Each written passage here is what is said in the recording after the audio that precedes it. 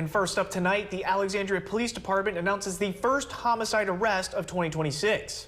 This morning around 8:50, APD responded to the 1100 block of Magnolia Street after reports of a dead body in the area. 33-year-old Arian Jones was arrested in connection with the homicide. Jones is charged with 1 count of second-degree murder. His bond is set at $1 million.